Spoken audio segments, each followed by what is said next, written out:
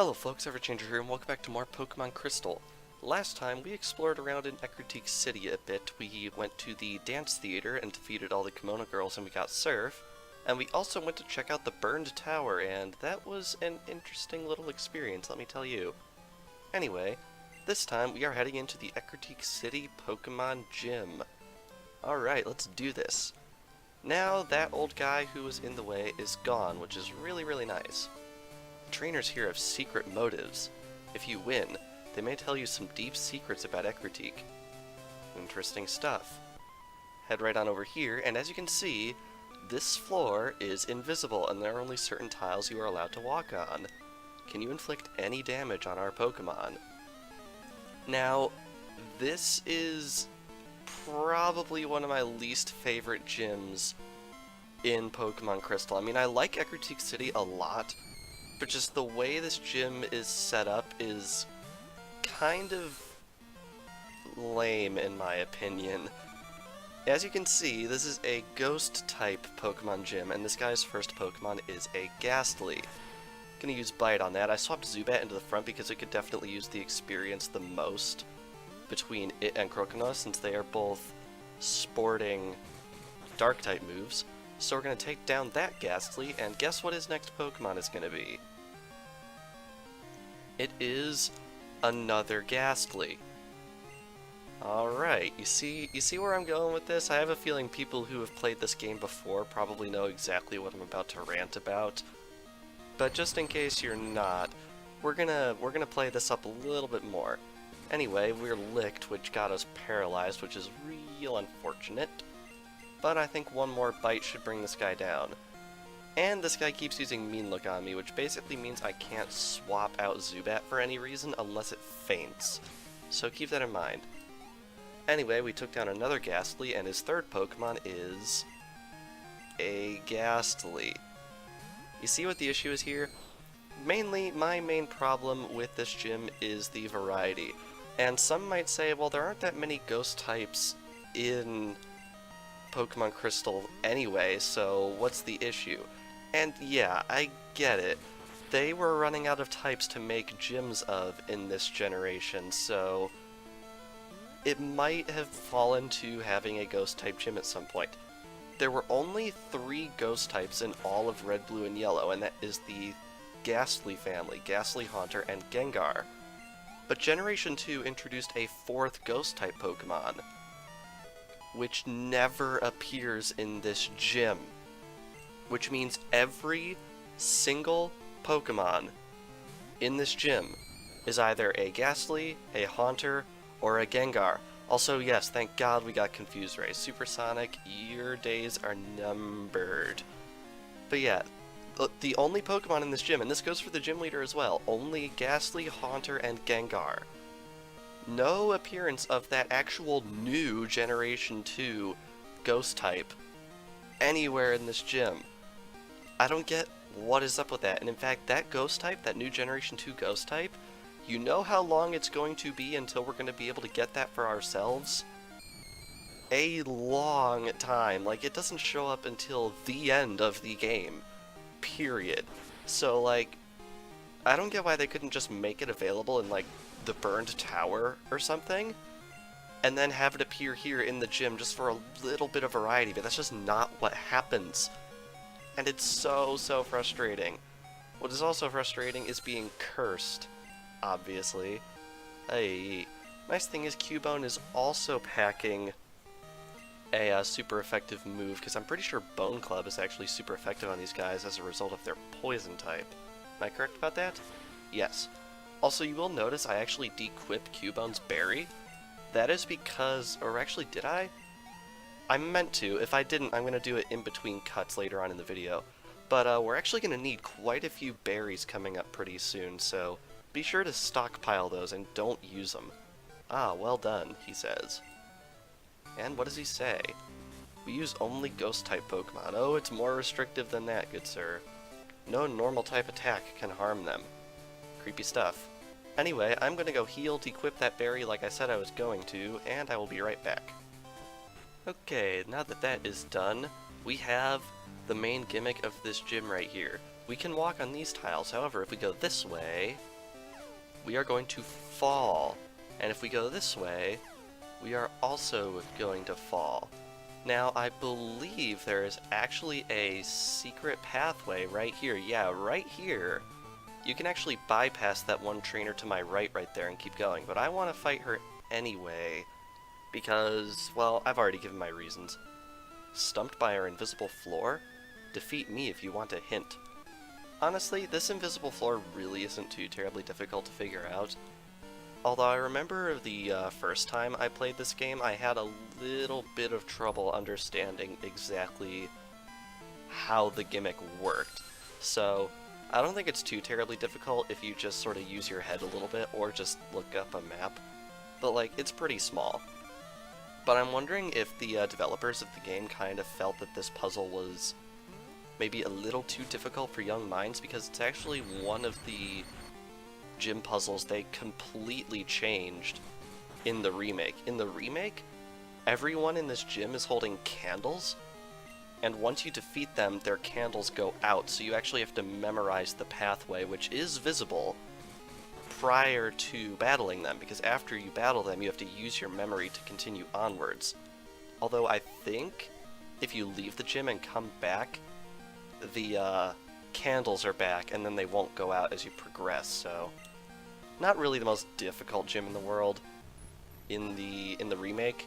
And honestly, I think I prefer it here, especially since there's a bit more variety in the types of trainers here, because in the remake, all the trainers here are mediums and there are no sages, which is weird because sages do exist in the remake. They're in Sprout Tower, but for whatever reason, they just sort of dumped them from this gym in the remake. Kinda makes me wonder what's up with the gym leader right there. Alright. Anyway, bite right there, and down goes Haunter. Very nice. And Zubat is growing pretty quickly, already to level 20. Very, very good. And Medium Grace was defeated. Well, what? What indeed?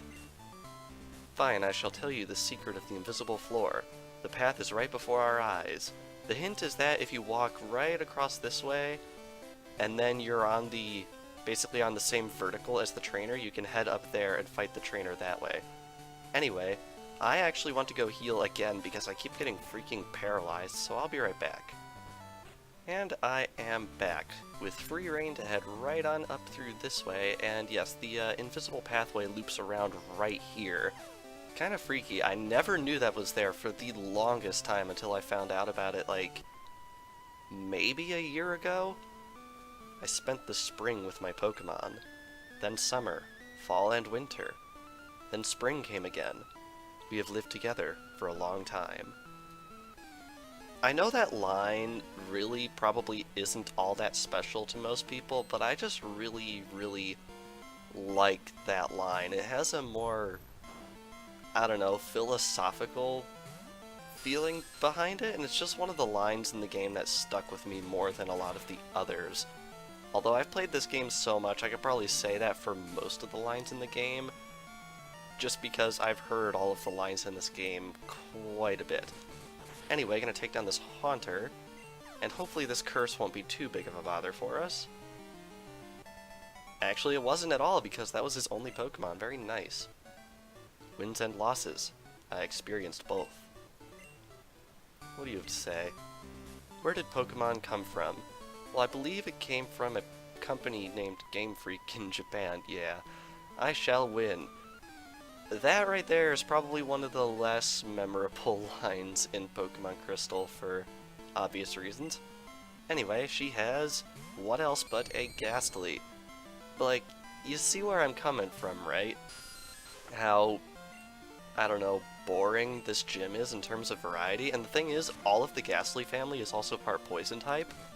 So you could make the case that this is actually a Poison type gym as well, because everything's Poison type. Really, really weird. And the last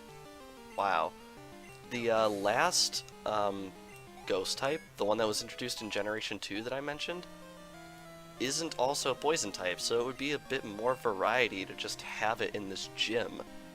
I really, really don't get it all that much.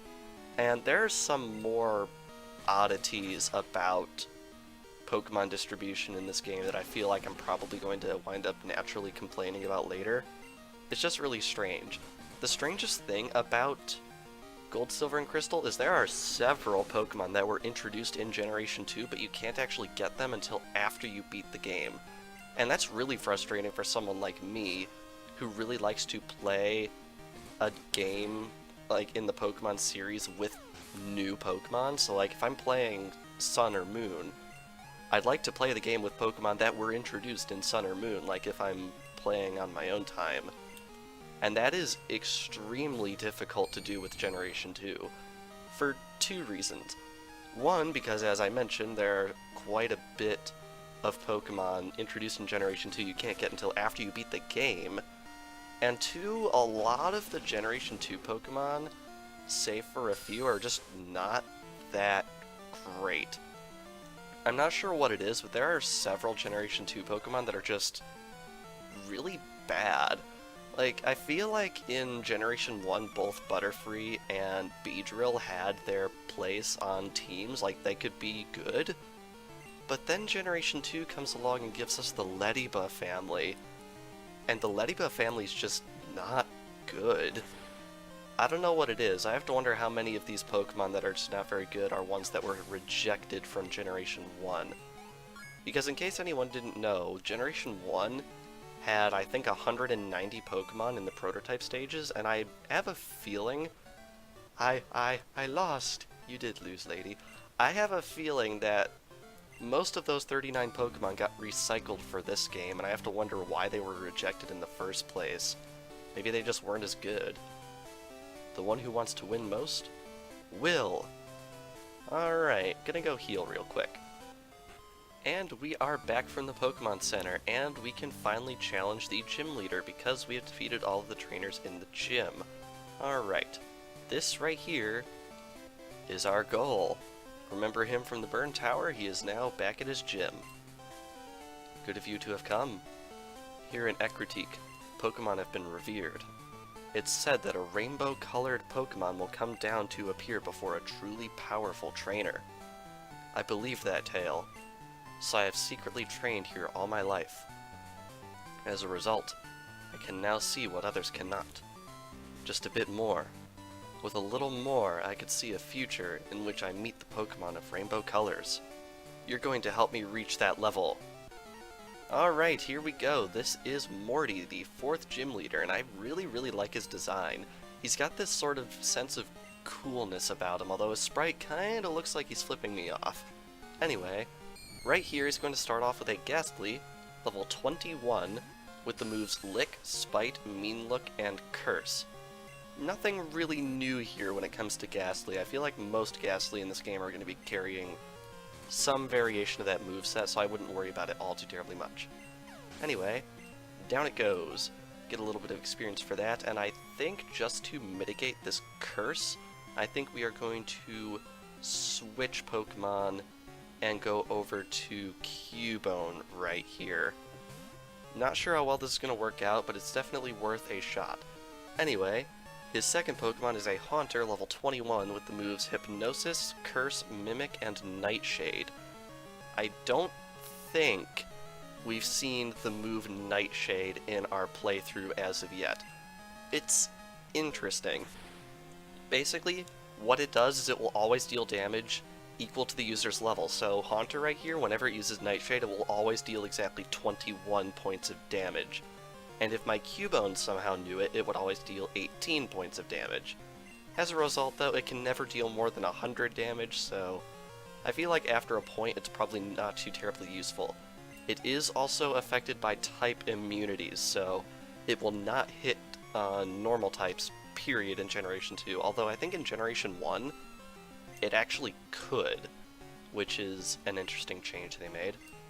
Anyway, to avoid the curse again, we are going to make another swap. And his second Pokemon is another Haunter, this time level 23, with the moves Spite, Mean Look, Mimic, and Nightshade. A lot different from what we saw earlier, because this one has Spite and Mean Look, the other one had Hypnosis and Curse. And yeah, as you can see right there, it used 23 points of damage with Nightshade right there, so bit of a proof of concept more than anything else. Alright. And he's gonna mimic us, and I have a feeling he's gonna copy our bite attack, which is a little scary, but it's not super effective against me, so I hope it doesn't do too terribly much. Eee. Oh, we got the flinch. Oh, that's frustrating. Since Zubat's a happiness evolution, I think I'm just gonna take the swap right here, and hope he tries to use Nightshade. Let's see, did I call him right? No, I did not, which is unfortunate. Also, wow, that did a lot of damage. Okay, I'm gonna try using Bone Club. Please do not take me out. Please get the good roll. It was worth a shot. It was definitely worth a shot. But yeah, the Ghost-type Pokemon, if you don't play your cards right, can start to be a little scary right here, so yeah, try and avoid getting in a tough spot. But yeah, Nightshade also is pretty devastating at this point in the game, because like 3 of those Nightshades is going to put my Croconaw in a very, very dire situation. Anyway, Zubat gets level 22, which is nice. And his last Pokemon, which I think I want to keep Croconaw in for just because I'm pretty scared of it, is Gengar, level 25, with the moves Shadow Ball, Mean Look, Hypnosis, and Dream Eater. Hypnosis and Dream Eater is a very, very scary combination, and he will also Mean Look you so you can't switch out of it. So yeah, you want to take this thing down quick, otherwise you're going to have some issues. Luckily, I got a critical hit right there. And it looks like he's not inclined to heal either, which is really, really nice. Unfortunately, now I'm asleep. And Dream Eater is going to make my life impossible, especially since I cannot actually switch out. Now that I think about it, it might be worth actually waking myself up with an item in this situation. Probably my best bet here. I try to avoid using items in boss fights as much as I can because it feels more authentic that way, and at least in this case, the AI will not do a similar thing. But yeah, I'm going to use up my Awakening right here just because it's a little scary being asleep in that situation. And we called it because he cannot use Dream Eater on an awakened opponent. Alright, please do not take me out. Hey, okay. This is a little bit awkward. We're gonna switch to Elekid. Elekid's got that Thunder Punch on it. Not really super effective, but not really not very effective either. So we're gonna see how well we can do. Alright, I very highly doubt this is gonna one-shot. Ooh, that was actually a lot closer than I would have liked. Alright, take him down? No, it's not gonna take him down. That is a little awkward. Well, considering his only direct attack move is Shadow Ball, what moves does Eevee have? I don't actually remember. Oh, that's unfortunate. It's only got a normal type move. This is starting to get a little bit scary, actually. I think my best bet is actually to keep in on Elekid, hope he uses Hypnosis and misses, or uses Mean Look. Ah well. Definitely worth a shot. Alright, next up is probably going to be Heracross up to bat right here. Okay, and what do you have? Oh right, you also only have normal moves. That's unfortunate. Alright, we're just gonna start... Oh. This is not going very well, actually. Yeah, I think my best bet might actually be to revive Croconaw with the one revive I have. This is not going as well as I would have hoped, although I feel like some of that could be chalked up to luck. Alright, we're going to revive you, and I think we're also going to use a super potion just to make absolutely sure this thing can't do something ridiculous like one-shot me. Alright, how much is that going to do? Oh my god, it did a lot. Wow, that did a freaking lot. Okay, well, we're going to switch in Eevee and just see what happens right here. And yeah, let's go over here, use a super potion on our Croconaw. Yeah, this is actually a lot more difficult than I expected it to be, although to be fair, like 99% of the time I play this game, I do not have a full team of 6 by this point. So the experience is spread out over 3 or 4 Pokemon instead of 6, which means I usually have some higher levels across the board here. Anyway, I called his Dream Eater correctly, which means we have free reign to use Bite, and his Hypnosis missed. whatever deity you choose to believe in. Oh boy. And one more oh god. That's unfortunate. Now, I feel like we have a berry to cure this. Do we have a berry to cure this? I'm not sure if we do. We do not, but we do have a full heal right here. You're witnessing my desperation strategies right here, let me tell you that. Alright, and that should be it. This bite should take it. Oh my god, that is an accurate move. Croconaw really cannot afford to be asleep during this fight. Like, it really just cannot. It's a scary combination when this thing gets Hypnosis Dream Eater off on you. Alright. Now, please, please, please, miss! Why aren't you missing?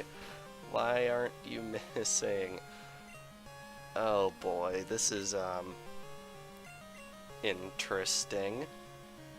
Well, Eevee's still asleep also. That's unfortunate. I was thinking about swapping an Eevee and trying a sand attack, but I'm not sure how well that would work. Alright, please miss. Yes, it missed.